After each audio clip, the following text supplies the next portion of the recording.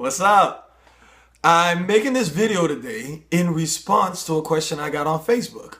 The question was, if you're in a bad relationship, unhappy relationship, do you make it work for the kids? Where do I start? Well, I can say I was in a relationship that I did try to make it work for the kid before. I was with this girl when I was 21. She was a little bit older than me and she had a child. She had a son and I fell in love with her. And I always believe if you love someone, you have to love the whole package. So I treated her son like he was my own. Needless to say, the relationship didn't work out. I still was madly in love with her. And I would say the relationship prolonged itself an extra year because I didn't want to seem like a bad father figure for her son. And mind you, this isn't my biological son.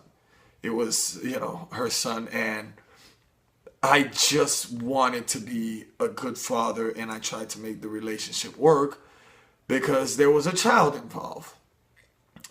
But it started getting to the point where it was so unhealthy and we just didn't like being around one another. And I started paying attention to the things that were going on between us and how it would reflect on the son. And this goes to the answer right here. First of all, commitment. You have to think about the commitment first. Most situations really aren't that serious for you guys to break up. Commitment. Go to counseling, talk it out, have discussions, role play. You got to put each other in one another's shoes. Now, if all else fails and just the situation is just not good and you just can't stand being around this person, and that does happen. You fell in love with someone else. You're just not happy in the situation at all. That's worst comes to worst. And when you're at that point, let's not kid ourselves. When you're at that point where it's either make it or break it. If you're at that point where you feel like the only reason you're with this person is because of the kids, let them go. You got to let them go because I know it sounds a little harsh and I don't have a biological kid yet. But it's unhealthy for the kid. It's very unhealthy for the kid because the kid could pick up on that. Kids aren't stupid. They could definitely pick up on that situation. They could pick up on the tension. They could pick up that you two don't like one another. So what you're teaching the kid there, when you're being in that bad situation, you're trying to stay together because of them. And they don't know that at the time. You're not telling them, and if you are telling them, hey, the only reason I'm with your mama is because of you, that's not a good situation either. That's a terrible look. So the kids are looking at your situation and they're going to grow up and end up in the same bad situations that you were in. Yes, because they're going to think it's okay. It's okay to be in arguments all the time. It's okay to be unhappy. It's okay for mommy to be in the room crying. You know why? Because they've seen their parents in that situation. So they pay attention, and kids sort of follow what their parents go through, and they go through that same situation and those same experiences. So if you're going to do that, they're going to think it's absolutely all right for them to live like that. And that's the only situations they're going to live in. And you're going to look at them and you're going to be like, where did I go wrong with you? It's where you went wrong with yourself. And that's what they saw growing up. And they think it's okay to live like that. So if the situation's really not working out with you and it's getting volatile and it's really unhealthy, let it go. So what you're going to do, you're going to grab your child. You're not going to talk bad about your spouse in front of your kids. Never do that. Never do that. Let the kids make their decision, because whoever's messing up or whichever way it's going, the true colors are going to come out as the kid grows, and let them make their own decision. So you as a father or you as a mother or whoever's in this situation, you both talk to the kids together. And you say, look, we love you dearly, but your mother and I, we're separating. We're not going to love you any less. We're going to spend as much time with you as possible. But right now, we're not in a good situation, the two of us. We're going to work it out to where you could come see me wherever you want. You can call me whenever you want. You can call your mom whenever you want when you're at the house with me. And we're going to make it work out as parents. But your mother and I, or if it's a woman, your father and I, it's not working out. We still love you, but the situation isn't working out. We're going to get a divorce. We're going to try to make it as easy on you as possible. If you need to come talk to me, come talk to me.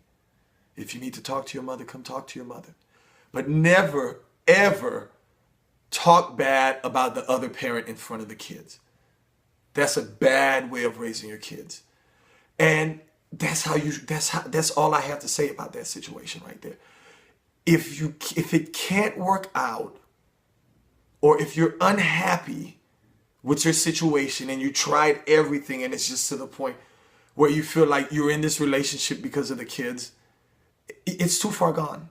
So don't use the kids as a crutch or something to keep the relationship together. You gotta kind of separate because you don't want your kids to grow up in those same situations. I hope I answered your questions. You know who you are. If you have some stuff you want me to talk about, just comment at the bottom. You guys have a great day. Love you all. Bye. Holla.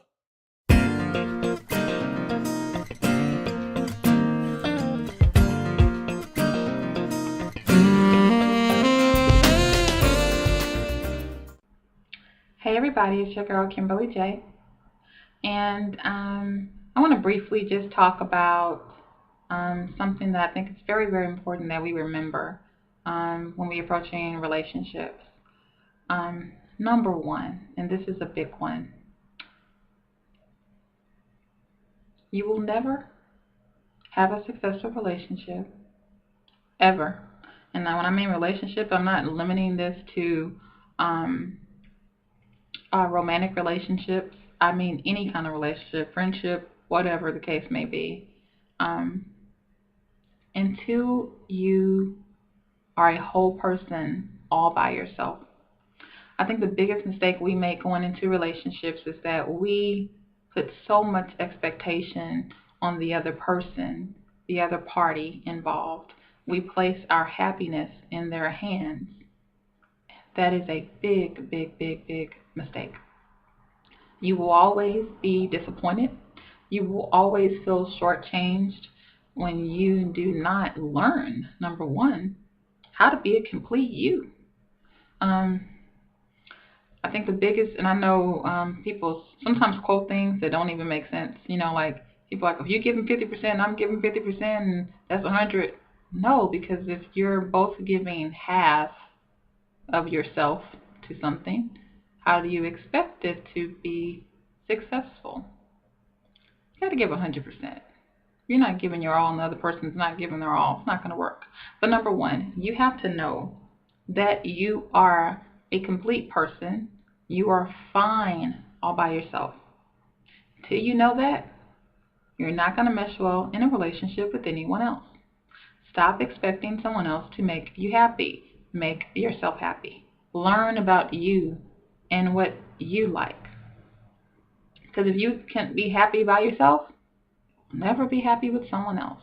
You will always be seeking and searching for something that you cannot attain because you have not learned the core value that you need to be a complete you all by yourself. And that a man or a woman does not complete you. Because if you got two incomplete people coming together, that's just has disaster written all over it. What do you expect to happen? The other thing, too, that I think is very important, we like to play the victim. You know, if you ask anybody who's been in a relationship and then they break up, what happened? We play the victim. It's always the other person's fault. It's always, they did this, they didn't do that, they said this, they said that. We never seem to have a role in it. We place the blame on everyone else. And even if that's true, let me tell you this. We get people's expectations, and when they come into our life, I think we paint this picture of what we foresee happening down the line. Ladies, we deal with this a lot. You know, we go on to get two good dates and we're like, that's my husband. Like he's it. And we get disappointed when it doesn't work out like that. But I think what we have to remember is that when you're dating for me anyway, I think it's about learning if you're compatible with that person. And if at some point in the course of that relationship you realize, hey, we're not compatible, and you decide to part ways, there's no need to be um, just bitter and hateful and spiteful towards the other person, even if it ended on a bad note, even if they did something that was hurtful to you. Take it as a lesson learned, and tell yourself that, hey, God allowed this person to come into my life at this particular season and time for a reason. What can I learn from them? What can I learn from my experiences in the relationship? How can I use it to make me better? How can I use it to go to the next phase of my life? Because sometimes God is preparing you. He will allow people to come into your life to prepare you for something else. It may not even be that that person was supposed to be there forever. So why hate the person? Why get all bent out of shape because it went sour? I mean, I understand we're human and we have emotions, and we're gonna hurt and all those kinds of things and grieve and all that. But at the end of the day, you have to ask yourself, hey, um, was this person a seasonal person or a lifetime person? Seasonal people will teach you seasonal lessons.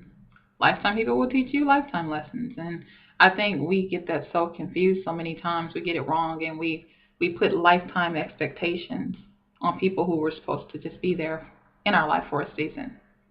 So just check the references in terms of check with God on, hey, what is the purpose of this person in my life, whether it be a friend, whether it be a relationship, just someone passing by, because everybody, you can learn something from everyone, even if it's something about how not to do things. You can learn and benefit and grow from every situation in your life. I truly believe that. But it's about a choice that you make. You can decide to let it break you down, or you can decide to say, hey, I see, I've been through this, I got this from that. I'm truly grateful. And I can say that now and mean every word I'm saying. I'm grateful for every person who has ever been in my life, because looking back, when they say hindsight is 2020, looking back, I got something from every situation. There were people who came into my life, honestly, at times where it's like God needed to bring someone in my life to show me that certain things did exist. And particularly in my love life, there were times where I almost didn't believe that real love, could be out there. And sometimes we got to give you a little glimpse of something and say, hey, don't give up on that. I got something else for you. Or, just people, sometimes they're there to help you through certain phases of your life. So for every person who's ever touched my life, I thank God for you. I have no regrets. And I have nothing but the utmost respect and love for everybody. Even situations that didn't end so well or didn't work out, whether it be friends walking away from you or relationships that went bad, I'm truly grateful because, I needed something, or either maybe you needed something, whatever the case may have been, we were able to learn and grow from each other. So I say again, be a whole person all by yourself. If you can't be happy with you, you will not be happy with someone else. Take control of yourself and learn you, and just go from there, and just let's start approaching these situations in life in a different way, and not be so I don't know the word. Maybe we have our expectations all wrong. But consult God. I think that's also key. Consult God. Before you enter into a relationship, or have people in your life, ask God, is this something He wants? And even if He does, it may just be for a season. You got to realize and understand that things happen. But know that God knows your path. He knows what's around the corner. And you may need something from this person who came into your life in the next phase of your life. So it's nothing to be regretted. You know, everything can be a blessing if you let it be. And you can learn something even through the tears. So that's my little take on that. I'd love to hear your feedback and see what you guys think about it. So feel free to leave your comments below, and hope everybody's having a fabulous day. I want to do a short video on why I feel relationships don't work. The divorce rate has risen significantly over the last few years in the United States. And the rate of breakups in relationships have risen as well. Listen, you're always going to have an experience hard times in a relationship and in a marriage. Moments where you disagree with your partner, moments where you and your partner are not seeing eye to eye. Things are not always going to be peaches and cream, peaches and cream, peaches and cream. That's what people think going into the relationship. But when they actually get in the relationship, they see another side of their partner that they might not have previously seen. People tend to, in relationships, I don't know how to say expose themselves, or they just show their true colors. You begin to really find out who you're dealing with when you get married to them, or when you actually, tie the knots and start a committed relationship where you become exclusive. You really start to see the not so good side of them. I didn't know she had that habit. I didn't know he can get like that. I didn't know he had an anger problem. I didn't know she could be a bitch. I didn't know he was a gold digger. I didn't know she was a gold digger. I didn't know he... You may have seen some bad qualities in them, but nothing that was that would warrant you wanting to end the friendship. Not a deal breaker. You know what I mean?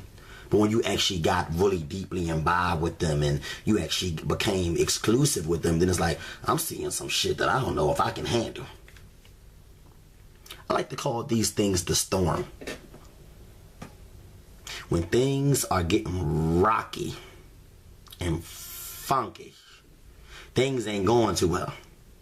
The road ain't so smooth the way you thought it would be. It's kind of rocky and bumpy, and you kind of don't know what to do. Y'all just arguing and arguing and arguing and having argument after argument and fight after fight. What do you do now?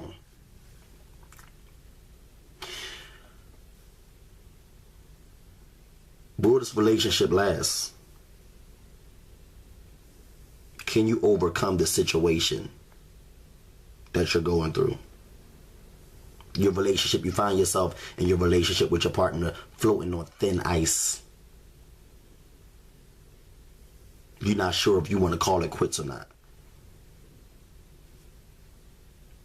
What if it's not any marital issues, personal issues or disagreements where you're just not seeing eye to eye? What if the person just suddenly lose their sex appeal? She gained about 40 pounds. 40. Now she kind of fat. He broke his back, and now he can't really fuck me the way he used to. Or, he don't make as much money as he used to make because he got fired from his job. Or that career that he was pursuing, it didn't turn out the way I thought it would turn out. I thought he would make a little bit more money, but, his career field is a little competitive, and he's just not able to really find a job in his career field.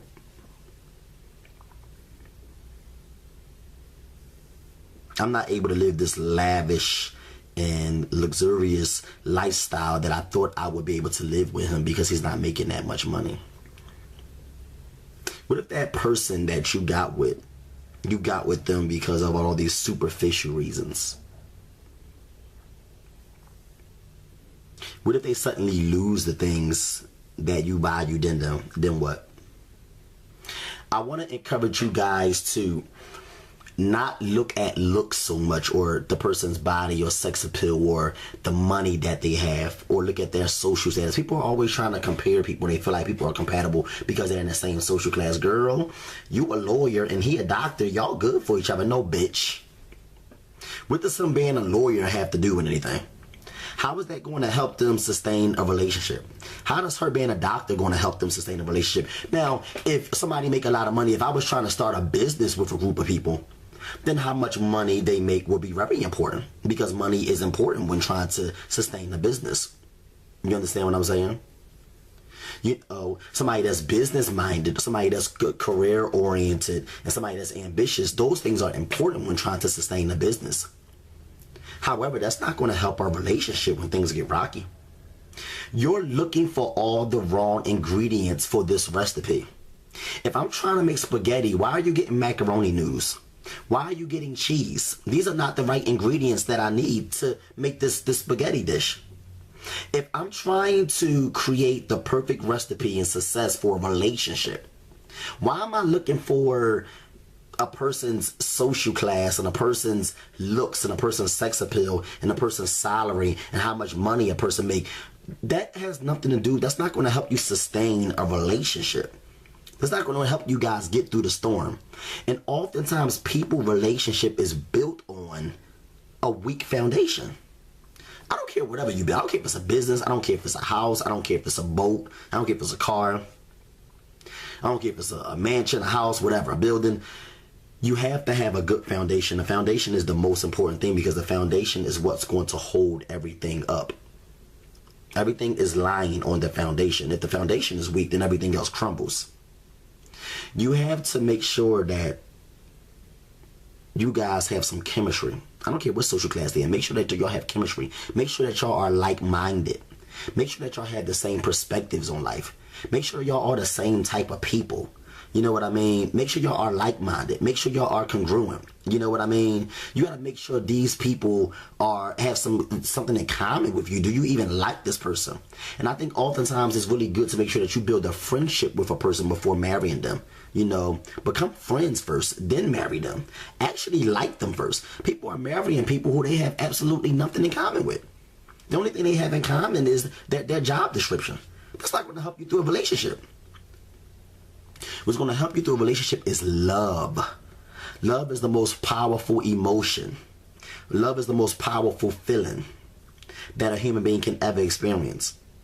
When that person get fat and they don't look as sexy as they used to be, because you love them, that's going to be your gluing agent. That's going to be the chains that's going to keep you guys together.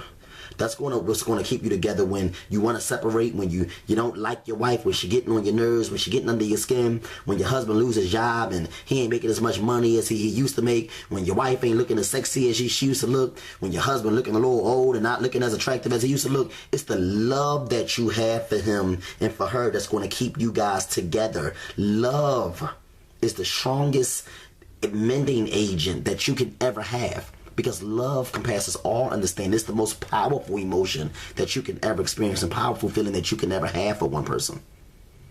And when you truly love a person unconditionally, and you love them with all your heart and soul and your mind, you're connected to them in more ways than one. You're not just connected to them because of their money. If the only thing that's keeping you together with your girl is the money, what happens when you lose the money? Because the money was the foundation. So now that if money is your foundation, when the money go, your relationship is riding and built on money.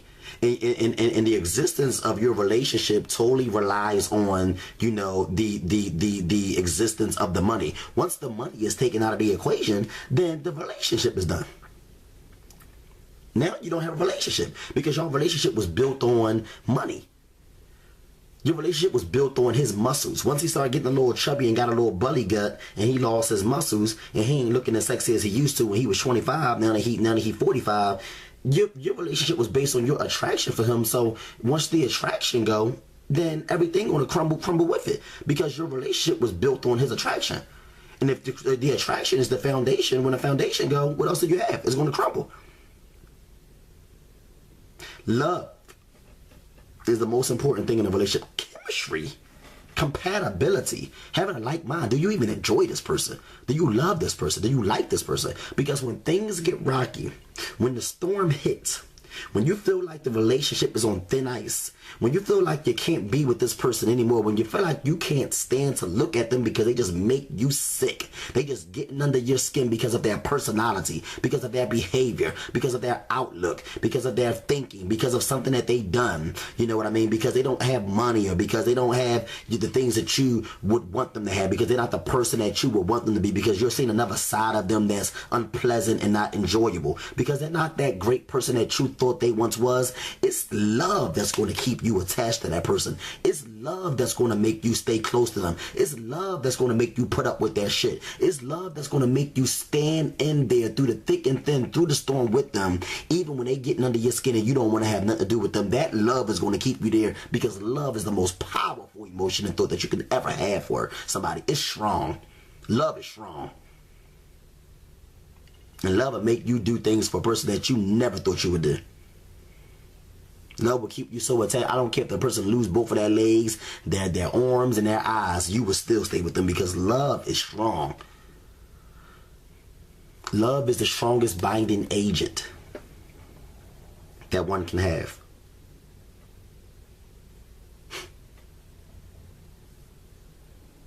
Make sure your relationship is founded upon something strong.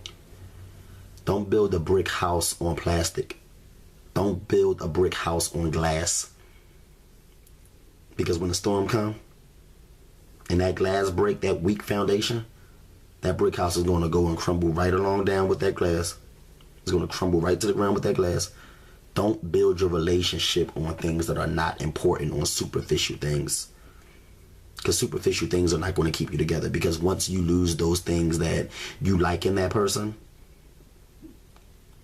there's no more of a relationship.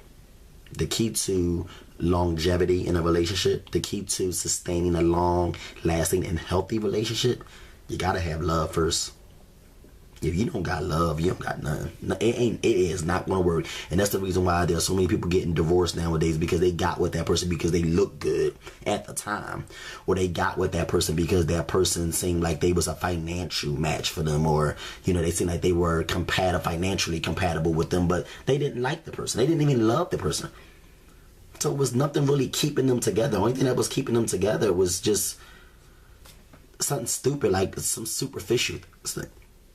Some materialistic thing. And then once that was gone, the connection was gone, because there was no connection to begin with. Not a strong connection. A string can't keep two freight train cars together. You know, when they connect the little two freight trains, or like the L or the subway in your city, and you got the cars, the different trains that are connected to each other, the cars that are connected to each other, that connected with metal, because metal is strong enough to keep them together. Even if, you know, there's some friction or a bump on the track, you know what I mean, or it's a rock that the train ride over, you know what I mean, or just kind of get a little shaky, you know what I mean, the train start rocking back and forth, that metal chain is strong enough to keep it together through the rough times, through the hard times, through the thick and the thin. Love. It's the most important thing in a relationship. And without that, it's going to fail 9 times out of 10. Make sure that you build your relationship on a realistic and a strong, meaningful foundation. So that when the storm hit, and you find yourself not really enjoying your partner, enjoying that person, the love that you have for them will keep you together. J Love 47, 7.